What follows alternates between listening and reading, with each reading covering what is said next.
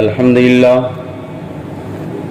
لله نحمده ونستعينه ونستغفره ونؤمن به ونتوكل عليه ونعوذ بالله من شرور أنفسنا ومن سيئات أعمالنا من يهده الله فلا مضل له ومن يضلله فلا هادي له ونشهد أن لا إله إلا الله وحده لا شريك له ونشهد أن سيدنا ومولانا محمدا عبده ورسوله أما بعد فأعوذ بالله من الشيطان الرجيم بسم الله الرحمن الرحيم يا أيها الذين آمنوا كتب عليكم الصيام كما كتب على الذين من قبلكم لعلكم تتقون وقال النبي صلى الله عليه وسلم من صام رمضان إيمانا واحتسابا غفر له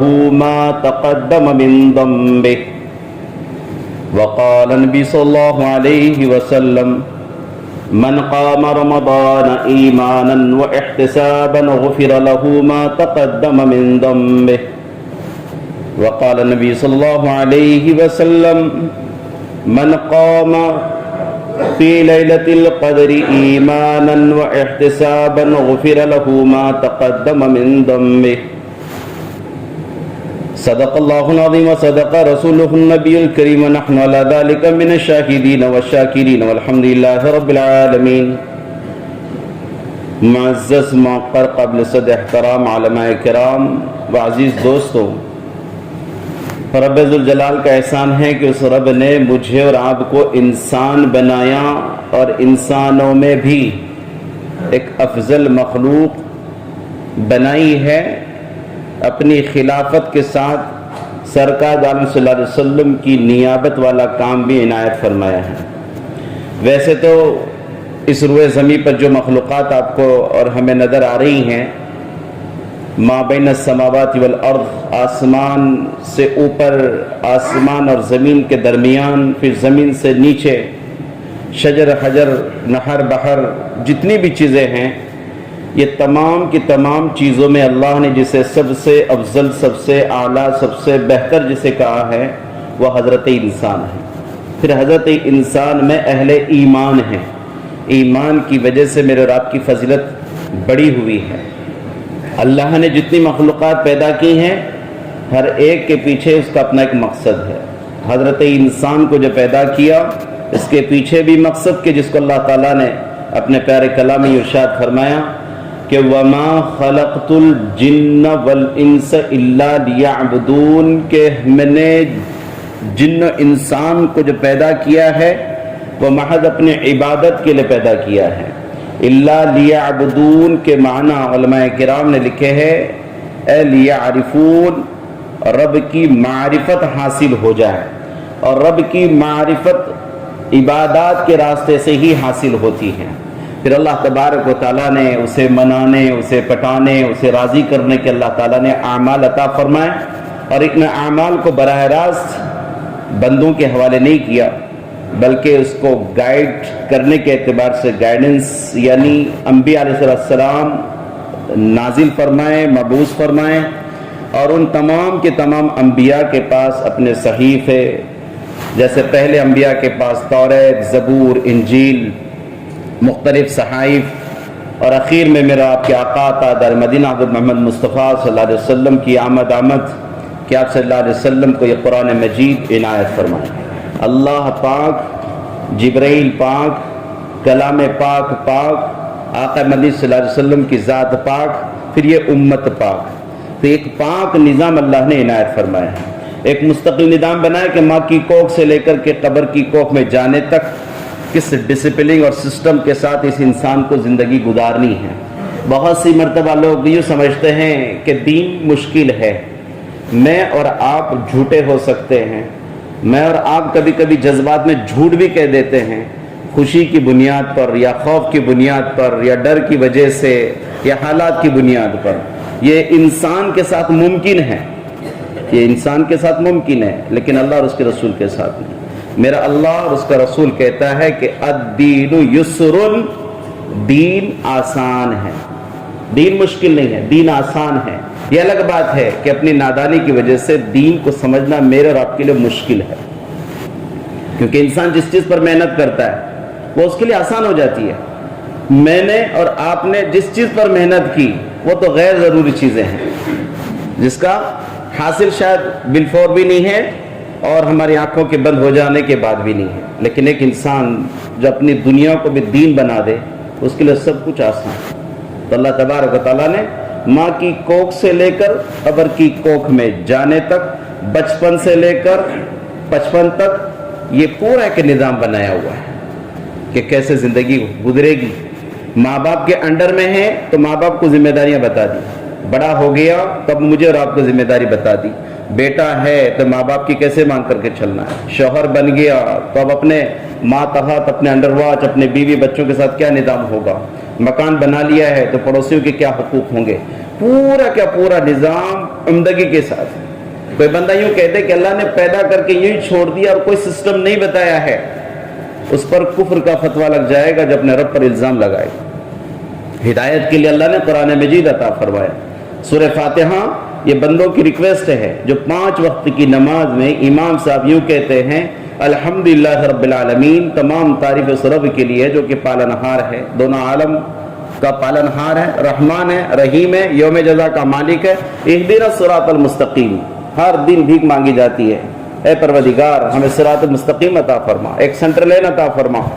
تو یہ جو ہم نے بھیک مانگی، اللہ سے التجا کی، یہ جو درخواست کی، تو اللہ نے کہا کہ تمہارے اس ریکویسٹ کا ہم جواب دے رہے ہیں۔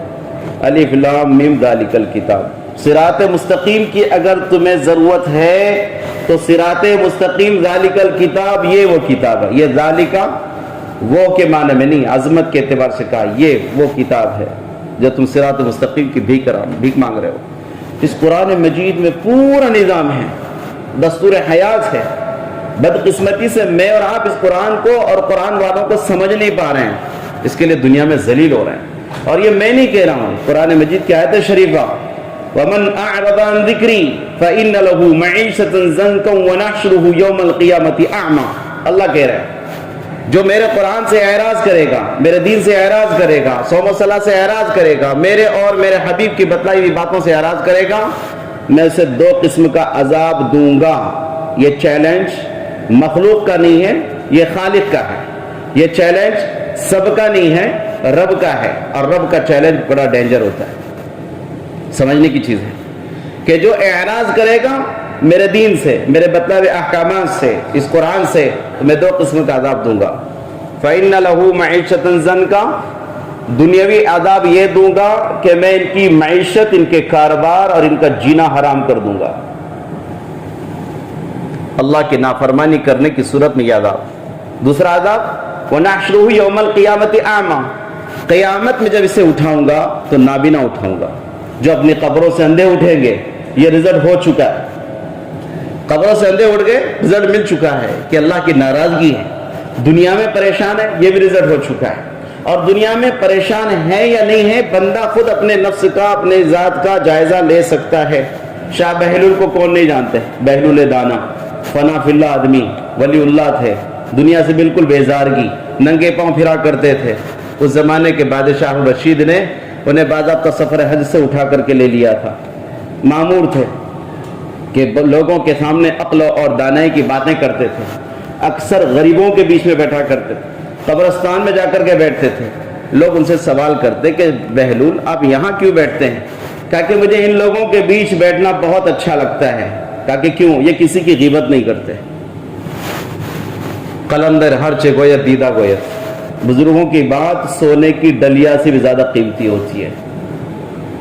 تو بہلول دانا کو کام پر لگا دیا تھا کہ جا وہ فلانی مارکیٹ میں وہاں جا کر کے دیکھنا، گوشت کی دکان والوں کی شکایت آئی ہوئی ہے کہ یہ ناپ تول میں کمی زیادتیاں کرتے ہیں۔ تو بہلول گئے اور کہا کہ جس کے اندر بھی کمی محسوس ہو اسے دربار میں حاضر کر دینا۔ تو بہلول گئے، ایک سے پوچھا کیا حال ہے، کیسی گزر رہی ہے؟ تو اس نے کہا کیا گزر رہی ہے، جی چاہتا ہے کہ اپنے آپ کو کچھ کر لوں، آتم ہتیا کر لوں، مر جاؤں، پریشان ہوں، سکون نہیں ہے کاروبار میں۔ تو بہلول آگے بڑھ گئے، تو دوسرے سے کہا اور دیکھا کہ وہاں کچھ کمی تھی، تولنے والا جو آلہ ہوتا ہے، پتھر ہوتا ہے، اس میں کمی بیشی تھی۔ دوسرے سے پوچھا کیا گزر رہی ہے، کیسی گزر رہی ہے؟ کہا کہ نہیں بہت بدحالی ہے، پتہ نہیں اللہ نے کیوں پیدا کر رکھا، تو وہاں کچھ کانٹے میں کچھ تبدیلی تھی۔ تیسرے سے پوچھا کیا حال ہے، تو کہا کہ اللہ کا بڑا احسان ہے، اللہ نے بڑی پیاری روزی روٹی دی ہے، سکون ہے، الحمدللہ عبادات بھی ہو جاتی ہیں، ماں باپ کی خدمت ہو جاتی ہے، بیوی بھی خوش ہے، بچے بھی خوش ہے، اڑوس پڑوس سب خوش ہیں، ماتحت بھی اور اوپر بھی۔ بس بہلول گئے اور ہارون رشید کے پاس پہنچ کر کے کہا کہ میں بازار سے ہو آیا ہوں، تو کیا دیکھا؟ کہا کہ یہ منظر دیکھا ہے، پہلے والے نے کہا کہ میں اس طرح سے کر گزرنا چاہتا ہوں اور اس کے پتھر کے اندر کمی تھی۔ تو بہلول کی بات سنتے ہی بادشاہ غصہ ہوئے، کہہ رہے آپ اسے لے کیوں نہیں آئے تاکہ میں اسے سزا دوں؟ تو بہلول نے کہا مسکراتے ہوئے، خالق کائنات نے جب اس کو سزا دے رکھی ہے تو آپ کی سزا دینے کی کیا ضرورت ہے؟ عقل مند کے لیے اشارہ کافی ہے، یعنی دنیا میں اسے خود سکون نہیں ہے، وہ تو بری موت کو طلب کر رہا ہے، اچھی موت کو نہیں۔ کہا کہ جو تیسرا تھا وہ دیانتدار تھا۔ بالکل میرا اور آپ کا یہی حال ہے، جنہیں اللہ نے دنیا میں سکون اور اطمینان دیا ہے وہ خوش ہو جائیں کہ اللہ کا بڑا احسان ہے، خدا کے حکم پورے ہو رہے ہیں، نبی کی سنتوں کی اتباع بھی ہو رہی ہے، رزق حلال کما رہے ہیں، کھا بھی رہے ہیں، کھلا بھی رہے ہیں، اور اپنے مالوں کے جو حصص اللہ نے میرے اور آپ کے حصے میں رکھے ہیں اس کو پورا ادا کر رہے ہیں۔ اپنے مال کی زکوٰۃ ہے، صدقات ہے، عطیات ہے، للہ ہے، دے کر کے ہم خوش ہیں اور اپنی زندگی کو اچھے سے گزار رہے ہیں۔ یہ زندگی بڑی مختصر ہے دوست، 60 سال کی زندگی، 15 سال تو بچپن میں کھیل کود میں نکل جاتے ہیں، اور ہر دن میں اور آپ 8 گھنٹہ تو سوتے ہیں، 8 گھنٹہ سوتے ہیں، مطلب 60 میں سے 60 اور 70 کی جو میں نے ایج بتائی ہے وہ اللہ کے رسول نے بتائی ہے کہ عمر امتی بین 70 و 60، کہ میری امت کی عمریں 60-70 سال ہے، اس سے زیادہ نہیں۔ جو زیادہ ہو گئی وہ بونس ہے، اور 80 سال کے بعد گناہ نہیں لکھے جاتے، اس کی بھی حدیث ہے کہ حضرت ابو ہریرہ کی روایت کہ جمعہ کے دن عصر کی نماز کے بعد اپنی جگہ پر بیٹھ کر کے کیا کیا جائے؟ یہ درود پڑھا جاوے، اللہم صلی علی محمد النبی الامی وعلی آلہ وسلم تسلیما۔ اللہ 80 سال کے گناہ معاف کریں گے۔ پتہ چلا کہ 80 سال تک کے ہی گناہ کی انٹری ہوتی ہے۔ کہو سبحان اللہ۔ خوش ہونا چاہیے، الحمدللہ، سبحان اللہ، ماشاءاللہ، تبارک اللہ۔ سب کو چھوڑ دیا، ایک سنت باقی رہ گئی، صرف انا للہ۔ یہ سنتیں اور یہ سنت اصحاب رسول اللہ صلی اللہ علیہ وسلم ہے۔ خوش ہونا ہے۔ اللہ تعالیٰ بعض ضابطہ نیتوں کو، چہروں کو، ظاہر کو، نظر کو، نظریات کو دیکھتے ہیں کہ میرے بندے کی طبیعت میں بشاشت کیا ہے۔ بہت سے لوگ کہتے ہیں کہ نہیں جی میں وہ دل سے کر لیتا ہوں۔ دل سے، آپ دل سے کرنے کے مکلف نہیں ہیں، یہ ہمارا دین نہیں ہے۔ ہمارا دین زبان سے کہنے کا ہے، افشوا السلام بینکم، کہ میں دل سے سلام کرتا ہوں، ہرگز نہیں۔ سلام آپس میں سب کو کرنا ہے، سیٹ صاحب نوکر کو، نوکر صاحب سیٹ کو۔ لیکن رواج میرا اور آپ کا دین ہم نے اپنے ہاتھ سے بدل دیا کہ سلام صرف نوکر کرے گا، سیٹ کبھی نہیں کرے گا۔ یہ دین نہیں ہے، دونوں کو کر رہا ہے۔ افشوا السلام بینکم۔ میں عائشہ کہتی ہیں اللہ کے رسول جب بھی حجرے میں داخل ہوتے تمامی ازواج کی طرف سے یہ بات، آپ صلی اللہ علیہ وسلم پورے کائنات کے سردار، پوری انسانیت کے، لیکن آپ سلام کرتے تھے۔ سلام دعا ہے۔ جس کمپنی میں آپس میں سلام ہوگا وہ کمپنی میں کبھی بھی نقصان نہیں اور خسارہ نہیں ہوگا۔ جس فیملی میں آپس میں سلام ہوگا اس فیملی کو نہ سحر کے ذریعے سے، نہ جادو کے ذریعے سے، نہ دشمنی کے ذریعے سے کوئی ختم کر پائے گا، ان کی اتحاد کو کوئی ختم نہیں کر سکتا۔ ایک اور چیز اللہ نے فرمایا سر المؤمن شفا، مومن کے جھوٹے میں شفا ہے۔ اکٹھے کھانا کھانے والی فیملی کبھی آپس میں نہ اتفاقی نہیں کر سکتی۔ کتنی پیاری پیاری باتیں، سنتوں میں ہزار علاج۔ تو وہی اللہ نے مجھے اور آپ کو شریعت کا مکلف بنایا ہے۔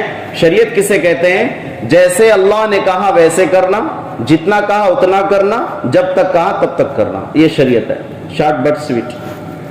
جیسے کہا ویسے ہی کرنا ہے۔ تو نمازیں جیسے پڑھنے کا ویسے پڑھنا ہے، زندگی جیسے گزارنے کے لیے ویسی گزارنی ہے، ماں باپ کے ساتھ، بیوی کے ساتھ، بچوں کے ساتھ، علماء کے ساتھ، مؤذن کے ساتھ، مساجد کے ساتھ، مکاتب کے ساتھ، مدارس کے ساتھ، ان تمام شعبہ جات میں جیسے کہا ویسے کرنا، جتنا کہا اتنا کرنا، جب تک کہا تب تک کرنا، پھر بالکل مطمئن ہو جانا، نو ٹینشن، میں ویسے ہی کرتا ہوں۔ اپنی عبادات کی قبولیت کی علامتیں یہ ہے، ایک عمل کیا دوسرے عمل کی توفیق مل گئی، مطلب اللہ راضی ہے، ایک عمل کیا مزید توفیق نہیں ملی، اللہ ناراض ہے، اللہ ناراض ہے۔ توفیق پہ توفیق، کیونکہ اللہ کا ایک نظام ہے، جو مہمان کی قدر کرتا ہے اللہ بار بار مہمان بھیجتا ہے۔ فجر کی پڑھی ہے بہت اچھی پڑھی، میں راضی ہو گیا، ظہر کی توفیق دیتے ہیں۔ ظہر پڑھی، جب جماعت پڑھی، تکبیر اولیٰ سے پڑھی، اللہ راضی ہو گئے، عصر کی توفیق دیتے ہیں۔ عصر پڑھی، مغرب کی دیتے ہیں۔ مغرب عمدہ پڑھی، عشاء کی دیتے ہیں۔ عشاء بھی اطمینان سے پڑھی، پھر فجر کی توفیق ملتی ہے۔ وما توفیق الا باللہ، انسان اپنے مال کے ذریعے سے اپنا سکون نہیں خرید سکتا، نہ جنت خرید سکتا ہے۔ یہ ساری نعمت اللہ کی طرف سے، تو میں آپ شریعت کے مکلف۔ یہ ماہ مبارک جس طرح سے تمام دنوں کا سردار جمعہ کا دن، مہینوں کا سردار ماہ مبارک، انبیاء کے سردار آقا بندی صلی اللہ علیہ وسلم، کپڑوں کا سردار سفید کپڑا، ہر چیز میں اللہ نے سرداری رکھی ہے، تو یہ ماہ مبارک کو ان 11 مہینوں کی صدارت اور سرداری اللہ نے عطا فرمائی۔ قرآن مجید کی جو آیت شریفہ ہم نے تلاوت کی، اللہ کہہ رہے ہیں یا ایھا الذین آمنوا، اے ایمان والو، کتب علیکم الصیام، ہم نے تم پر روزے فرض کیے جیسے پچھلی قوموں پر بھی ہم نے کیا تھا۔ کرنے کی وجہ بتائی، ریزن، لعلکم تتقون، تاکہ تم متقی پرہیزگار بن جاؤ۔ یہ ماہ مبارک متقی بننے کے لیے ہے۔ پھر اعمال رمضان بے شمار ہیں، 13 اعمال ایسے ہیں جو رمضان میں کرنا چاہیے کہ میں نے یہ 13 اعمال کیے، مطلب میں نے رمضان صحیح گزارا۔ نمبر 1 روزہ، نمبر 2 سحری، نمبر 3 تمام سنت نمازیں، سحری کے بہانے جاگ گئے، تہجد پڑھنی ہے، اوابین پڑھنی ہے، اشراق پڑھنی ہے، چاشت پڑھنی ہے، کیونکہ اس سیزن میں اللہ تعالیٰ نے کچھ رکھا ہے۔ کیا ہے کہ تمام سنتوں کا ثواب فرض کے برابر ہے۔ یہ چانس باقی 11 مہینوں میں نہیں ہے، تو اعمال رمضان کہا ہے اس کو کہ تمام سنن و نوافل اگلی پچھلی اس کا خوب اہتمام کرنا کہ یہاں پر اس کا اجر ثواب فرض کے برابر۔ غالباً آپ لوگ گن بھی لیں، ذہنی اعتبار سے، فکری اعتبار سے خوش ہو جائے کہ یہ اعمال کی اللہ ہمیں توفیق دے رہے ہیں، جو کر رہے ہیں اللہ کا شکر ہے، جو رہ جاتی ہیں اللہ عمل کی توفیق عطا فرمائے۔ تو روزہ فرض ہے، سحری سنت ہے۔ صرف روزہ رکھ لیا، سحری چھوڑ دی، اللہ کو راضی کیا، نبی کو ناراض کیا، میرے آقا نے اس کو پسند کیا ہے۔ اور سحری دبا کے کھانے کا نام نہیں ہے، 3 چھوارے پانی کھا لیا، یہ افضل سحری ہے، لیکن قوت برداشت نہیں ہے، کھانا پڑتا ہے، بیمار ہیں تو بالکل کھائیں، گنجائش ہے، نہیں ہے ایسا ہرگز نہیں، لیکن کھانا ایسا نہ کھایا جائے کہ جس میں تقوی کا احساس ہی نہ ہو، کہ بھوکا رہنے میں آدمی میں تقوی پیدا ہوتا ہے، ریاضات، عبادات، انابات، اللہ کی طرف متوجہ ہونا، پھر دعاؤں کا اہتمام، تسبیحات کا اہتمام، یہ ہوتا ہے بھوکے رہنے میں۔ جب آدمی بھوکا ہوتا ہے نا، صاحب کہتا ہے بھائی ٹینشن مت لو، مجھے ٹینشن مت دو، میں روزہ ہوں، بس یہ علامت ہے اس کی متقی بننے کی۔ تو روزہ فرض، سحری سنت، یہ سنت نمازوں کا اہتمام۔ چوتھی چیز ہے اعمال رمضان میں جملہ فرائض، یعنی 5 وقت کی نماز کو تکبیر اولیٰ سے پڑھنے کی کوشش کرنا، اور فرض نمازیں بالکل فوت نہ کرنا، کیونکہ یہاں پر فرض 70 کے برابر، ایک فرض اس کا کتنا گناہ ہو گیا؟ 70 گناہ بڑھ جاتا ہے، تو اس کو بھی نہیں چھوڑنا ہے۔ 5ویں چیز میرے اور آپ کے لیے قرآن مجید کی کثرت سے تلاوت کرنا، کیونکہ قرآن کا تعلق رمضان سے بڑا گہرا ہے، کہ شہر رمضان الذی انزل فیہ القرآن، کہ ہم نے اس قرآن کو ماہ مبارک میں نازل کیا ہے، کثرت سے تلاوت۔ اور نمبر 6 افطار کرنا، بلکہ افطار سے پہلے دعا اور استغفار کا اہتمام کرنا۔ آقا بندی فرماتے ہیں جو افطار سے پہلے دعا اور استغفار کی کثرت کرتا ہے، اللہ تبارک و تعالیٰ اس کو یہ سال کے درمیان کے اس کے گناہوں کو معاف فرماتے ہیں۔ رمضان سے رمضان اس کا بیج مغفرت کا ذریعہ بن جاتا ہے، اور یہ گناہ ہے صغیرہ مراد ہے، سارے صغیرہ گناہ معاف بالکل ہو جاتے ہیں، کتنے خوشی کی بات ہے۔ اور فرمایا یہاں جو روزہ ہے، اب اس کے بعد یہ افطار بتایا، سحری اور افطار دونوں سنت اس کا اہتمام۔ نمبر 7 تراویح سے افطار کرنا، یہ دعا اور استغفار تھا، اور یہ افطار کر رہا سنت ہے، پانی اور چھوارے سے کریں، رزق حلال سے کریں۔ جہاں پر خوب افطاری جم گئی، پہنچ گئے، رزق کے بارے میں کوئی بھروسہ نہیں کہ کس طرح سے کمایا گیا ہے، کوشش یہ کرے کہ اپنے مال، اپنے رزق حلال سے آدمی افطاری کرے۔ لوگوں کا ہدیہ، لوگوں کا عطیہ، جہاں اطمینان ہے کہ فلانا بندہ ماشاءاللہ رزق حلال کماتا ہے، 100% یقین ہے مجھ سے اچھا کماتا ہے، پھر تو دبا کر کے افطاری کر لیں آپ۔ لیکن جہاں پر اشتباہ ہو تو وہاں کوشش کرنا چاہیے کہ میں دن بھر اللہ کے لیے بھوکا رہا اور ایک رزق حرام سے میرا افطار ہو گیا، اس کے اندر میں احتیاط کی سخت ضرورت ہے۔ اسی طریقے سے یہ ہمارے لیے نمبر 8 تراویح کی نماز کا اہتمام کرنا. من قام رمضان ایمانا و احتسابا ساما قاما لیلۃ القدر. 3 چیزیں روایتیں ہیں. روزہ رکھا، قیام کیا، شب قدر کی تلاشی کی، ایمان اور احتساب کے ساتھ. ایمان اور احتساب 2 چیزیں الگ الگ ہیں. ایمان کہتے ہیں ایمان باللہ و رسولی، اللہ اور اس کے رسول پر ایمان رکھتے ہوئے بھوکا رہ رہے ہیں تو یہ روزہ ہیں. ورنہ دوسرے دھرم کے لوگ بھی اپاس رکھتے ہیں لیکن اللہ اور اس کے رسول پر ایمان نہیں ہے. اس کے لیے قید لگائی ہے کہ 2 چیزوں کے ساتھ تمام عبادتیں ہوں گی تو وہ مقبول ہے ورنہ مردود ہیں. ایمان باللہ و رسولی، اللہ اور اس کے رسول پر ایمان رکھتے ہوئے، اور احتساباً کا مطلب یہ ہے خالصۃ لوجہ اللہ، اجر ثواب کی امید کے ساتھ. کوئی کہتے کہ مجھے ہمارا کام کرنا ہے اللہ دے نہ دے، یہ بھی کفر کا طریقہ ہے. میں اس لیے اللہ کے لیے کر رہا ہوں کہ اللہ مجھے اس پر اجر ثواب دے، اس کا نام ہے احتساب. ایماناً و احتساباً.